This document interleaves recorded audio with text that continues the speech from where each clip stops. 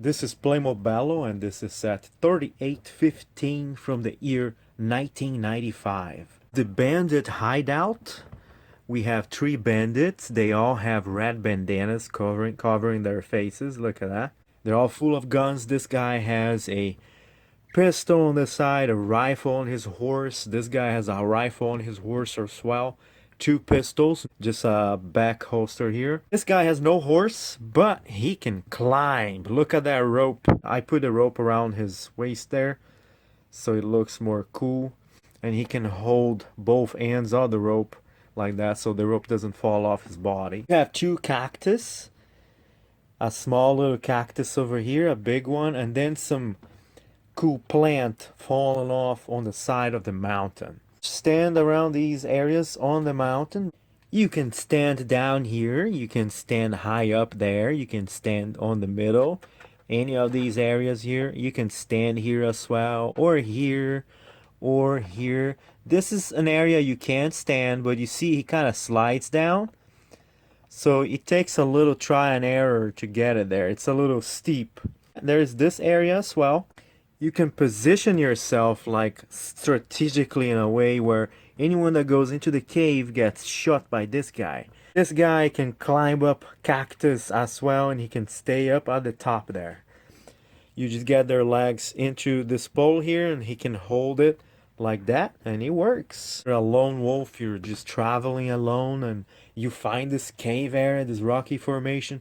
You climb to the top and you sleep right there, so you're safe from any other bandits or outlaws, or maybe even from the US Marshal. But it's right when you don't want to be found that right under a rock here, this rock is removable, there's a snake, and he bites this man and he dies, falls down to his death. There is a cave in here that also has a huge National Bank crate from St. Louis. He has guns, knives, and silver coins. This just doesn't just come off, but it rotates. So you can even rotate off the cliff like that, and then you have more space here to use with your characters, and then the snake can be flying off like that. If you ever have golden coins or silver coins, what you should have is 6 coins that have the number 5 on it, 8 coins that have the number 2 on it, and they're medium sized. The 5 is the largest, the 2 is the medium, and 12 coins have the number 1 on them, and these are the smallest. In total, if you calculate the amount of money you have $58 in total. You can also use your cape to sleep. It fits a guy in there. You can actually fit 2 guys if you want to. See how deep it goes? I think it goes this deep actually. So it fits 2 guys in there for sure. Just for the sake of this review, I removed the cave itself, and now you can see what it looks like. Just the base. You can also just have the cave off into the floor, on the floor, and use this as an island and this as a cave, or all together as one item.